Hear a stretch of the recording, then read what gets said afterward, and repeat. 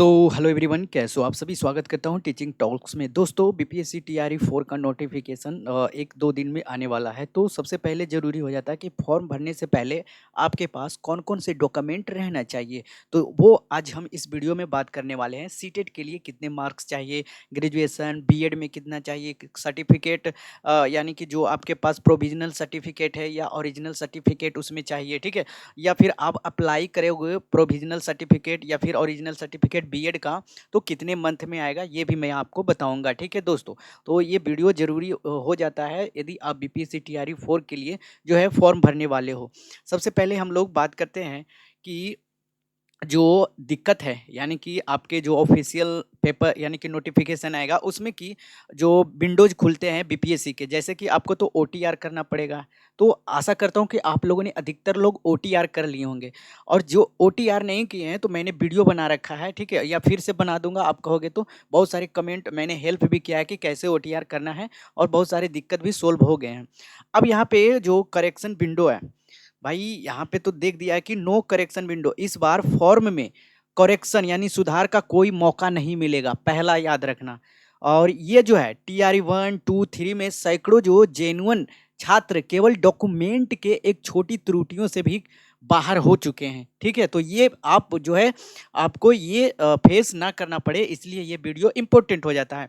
अब इसका जो गोल्डन रूल समाधान है, सबसे पहले 100% रूल, जो फॉर्म सबमिट करने से पहले सभी ओरिजिनल दस्तावेज को अपने हाथ में होने चाहिए। अब जो है पूरे डॉक्यूमेंट आपको क्या क्या अपलोड करना है आपके पास, कोई रिस्क जो है लेने मोल मत लेना, ठीक है। तो चलिए अब स्टार्ट करते हैं। सबसे पहले टीआरई 4 के लिए शैक्षणिक योग्यता बता देता हूँ। एक तो पहले 10th मैट्रिक जो मार्कशीट है आपके पास और सर्टिफिकेट होना चाहिए। ये 10th का हो गया। आपने बहुत सारे भाई के अभी सर्टिफिकेट नहीं लाए होंगे, मुझे पता है, 10th वाले। तो वो क्या करेंगे, आप जहाँ से बिहार बोर्ड हो, बिहार बोर्ड अधिकतर होंगे, या सीबीएसई। सीबीएसई में तो मार्कशीट के साथ ही सर्टिफिकेट आता है, उनके लिए कोई दिक्कत नहीं है। अब दिक्कत हो जाता है बिहार बोर्ड वालों के लिए। आप क्या करो, एडमिट कार्ड लेकर जाओ और जहाँ से 10वां जो है स्कूल से दिए होंगे वहाँ पे प्रिंसिपल को कहना कि मेरा जो है सर्टिफिकेट चाहिए, वो आपको दे देगा। ये हो गया सोल्व। अब क्लास 12th का जो है क्लास 12th का मार्कशीट और सर्टिफिकेट आपके कॉलेज में मिल जाएंगे, वहाँ पे आप ले सकते हो। और ग्रेजुएशन, जैसे कि आपने पटना यूनिवर्सिटी किया है, मगध यूनिवर्सिटी से किया है, कोई भी यूनिवर्सिटी से किए होंगे ग्रेजुएशन, आशा करता हूँ कि 3 साल वाले ही अभी किए होंगे, क्योंकि 4 जो साल है अभी हुआ ही नहीं है ख़त्म। तो वो आप जो है यूनिवर्सिटी से सर्टिफिकेट ले आना, वो अप्लाई करने के 2-3 मंथ बाद मिल जाता है। अभी तक आपने अप्लाई नहीं किया है तो अभी जाकर कर देंगे। और बाकी रहा फॉर्म के टाइम और प्रोविजनल डाल देना, ठीक है। उस समय जो वेरिफिकेशन होगा आप वहाँ पे ओरिजिनल डॉक्यूमेंट लेके जा सकते हो। यानी कि सर्टिफिकेट ये हो जाएगा ग्रेजुएशन के लिए।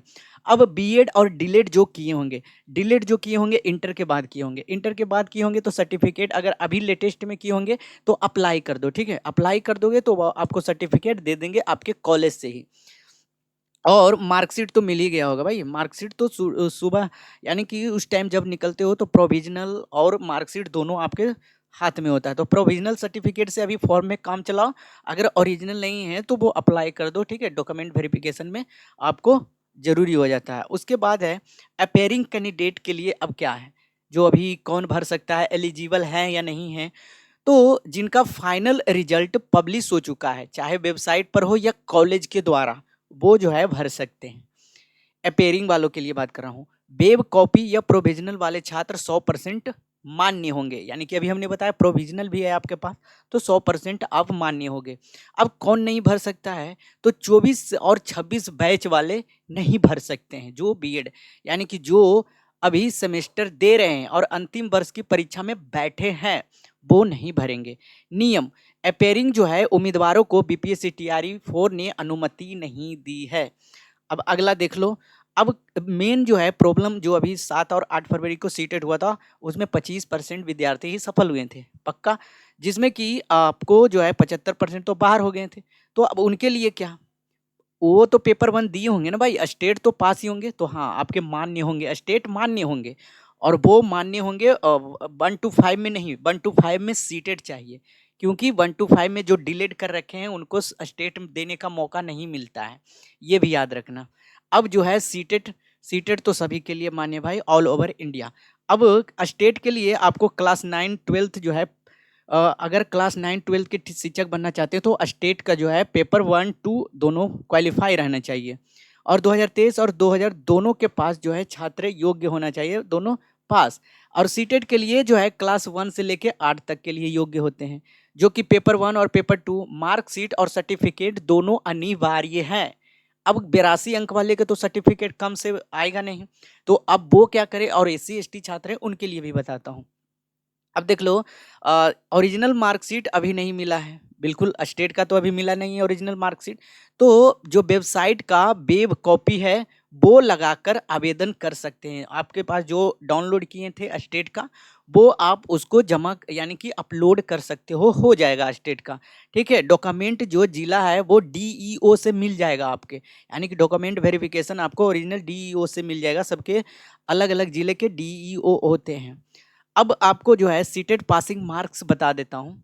ठीक है, ये तो हो गया कि कौन क्लास 1 टू 8 सीटेट दे सकते हैं। क्लास 9 टू 12th के लिए स्टेट जरूरी हो जाता है बिहार में। ठीक है, तो बिहार में पेपर 1 क्वालिफाई हो तो 9 तक दे सकते हो, 10 तक है ना, 9 10 और 11 12th आपको स्टेट पेपर 2 पास होना पड़ेगा, और पेपर 2 जानते हो पीजी से पास होता है।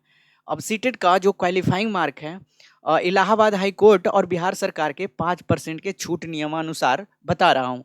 ये जो है जनरल के लिए न्यूनतम 60% यानी कि 90 मार्क्स 150 में। सामान्य ओबीसी और ईबीसी जो महिला हैं, ठीक है, मतलब इसमें सामान्य वर्ग के भी महिला, यानी कि ये तो पुरुष की बात कर रहा है, 90 मार्क। अगर महिला हो आप और जनरल कैटेगरी से हो तो आपको 55% यानी कि 82 मार्क कोर्ट के अनुसार, और 82.5 को भी 82 माना गया है, ये याद रखना। अब एससी एसटी और दिव्यांग और यानी कि फिजिकल हैंडीकैप वही दिव्यांग होता है कि 50%, और बिहार के लिए जो बिहार के आप निवास लगा सकते हो, ठीक है, 75% आपको। तो अब कहेगा कि सर इसमें तो मार्क्स सर्टिफिकेट मिलता नहीं है सीटेट का। जी हाँ, आपके मार्कशीट है वही काफ़ी है, आप मार्कशीट उसमें लगा सकते हो। ये हो गया सीटेट पासिंग मार्क।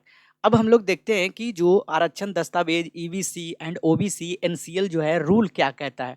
तो 1 अप्रैल 2025 से लेके 31 मार्च 2026 तक ये सेफ जोन है। अब वैलिडिटी जो है इस वित्तीय वर्ष के बीच होना चाहिए। आपका ओबीसी ईबीसी एनसीएल जो है 1 अप्रैल 2025 से लेके 31 मार्च 2026 तक के बीच में है, तो वो जो है पुराना एनसीएल चलेगा। अगर 1 साल पुराना है तो वेरिफिकेशन के समय फॉर्म जो है 18B, यानी कि 18B एक फॉर्म लेकर देना होगा। अगर आपका 1 साल से पुराना है तो, अगर 1 साल से पुराना नहीं है तो आप जो है वही एनसीएल जो है लगा सकते हो। शर्त यह है कि जो एनसीएल बनवाने के लिए पहले जाति प्रमाण पत्र का होना अनिवार्य है, ठीक है, और वार्षिक आय 8 लाख से कम है, तो जाति प्रमाण पत्र आप लोग बना ही लोगे। ठीक है, अब यहाँ पे एक लिखा हुआ है कि ऑडिटर की सलाह, रिस्क बिल्कुल ना लें, कैसी आ रही है तुरंत नया एनसीएल अप्लाई कर दो अभी भाई। ठीक है, जिनका अभी 1 साल से पुराना है वो एनसीएल अप्लाई कर दो, या फिर फॉर्म 18B आप दे सकते हो।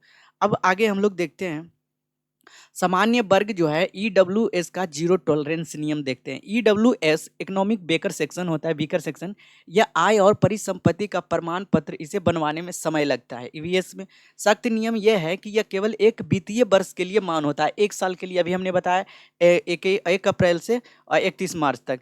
इस कोई फॉर्म या घोषणा पत्र काम नहीं आता है। फिर डेडलाइन आपका आता है सर्टिफिकेट। ठीक है, क्या आता है, जो सर्टिफिकेट हर हाल में क्या कह रहा है, हरियाल में जो है सर्टिफिकेट आपको देना होता है। 18वीं फॉर्म हमने बताया जो अभी। उसके बाद विवाहित महिला के लिए जो विवाहित हैं तो उनका पिता का नाम, जो जैसे कि निवास प्रमाण पत्र है, आप रहते होंगे जैसे पापा के पास, अभी शादी के बाद चल गए होंगे पति के पास, तो उनका निवास कौन सा लगेगा, तो अनिवार्य साबित करता है कि आप बिहार के मूल निवासी हैं या नहीं।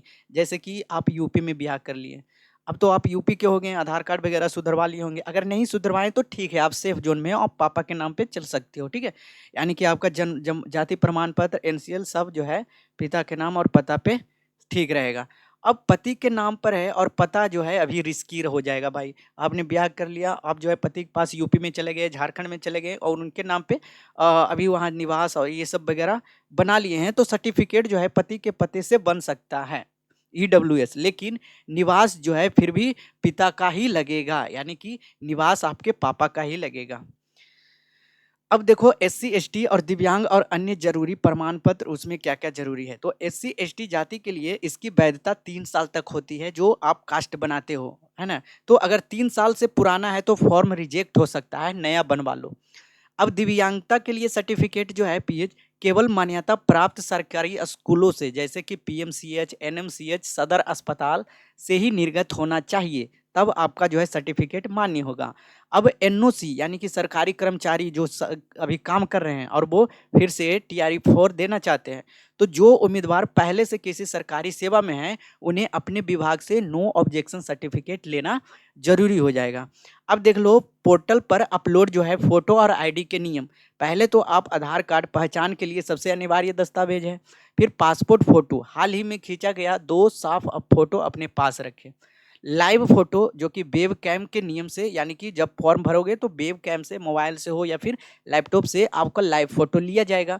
अब चेतावनी क्या है कि पीछे के बैकग्राउंड बिल्कुल साफ और हल्के रंग के, जो अभी मेरे सामने दिख रहा है वाइट होना चाहिए, और चेहरे पर अच्छी रोशनी होनी चाहिए, यानी कि काला नहीं, बल्लर फोटो नहीं होना चाहिए, रिजेक्शन हो सकता है। तो ये रहा भाई पूरे के पूरे नियम। और यहाँ पे आपको 10th सर्टिफिकेट क्या क्या लगेंगे, तो यहाँ पे 10th सर्टिफिकेट, 12th ग्रेजुएशन और जो मार्कशीट सर्टिफिकेट प्रोविजनल या प्रोविजनल भी यहाँ पे मैंने लिख रखा है। बीएड डिलेड मार्कशीट अपेयरिंग नहीं, बिल्कुल अपेयरिंग नहीं चलेगा। सीटेड स्टेट मार्कशीट या फिर बीएस बिहार बोर्ड का वेब कॉपी लगा देना। और नया ईडब्ल्यूएस या एनसीएल, एससी एसटी जाति प्रमाण पत्र 3 साल के अंदर होना चाहिए। विवाहित महिला के लिए पिता के पते का निवास जाति होना चाहिए। आधार कार्ड प्लस 2 ताज़ा फोटो प्लस साफ वेब कैम फोटो, आपका फॉर्म सबमिट हो जाएगा। ठीक है, तो वीडियो थोड़ा सा बड़ा हो गया है, इसके लिए माफ़ी चाहता हूँ। आप 2 के स्पीड से भी देख सकते हो। ठीक है, तो अगला जो है यानी कि पीआरटी कैसे निकालेंगे, पीआरटी के सिलेबस और ऑनलाइन फ्री में कैसे पढ़ के मैंने वीडियो बना रखा है। ठीक है, वो अपलोड पहले ही हो चुका है, तो वो आप ज़रूर देख लेंगे। और उसके बाद मैंने टीजीटी पे भी बनाया, पीजीटी पे, तो सारे जो है अपलोड कर दूंगा। ठीक है दोस्तों, तो आप प्लेलिस्ट चेक करते रहना। बीपीएससी टीआरई 4.0 2026 के नाम पे प्लेलिस्ट बना हुआ है, वहाँ से चेक कर लेना। ठीक है, धन्यवाद।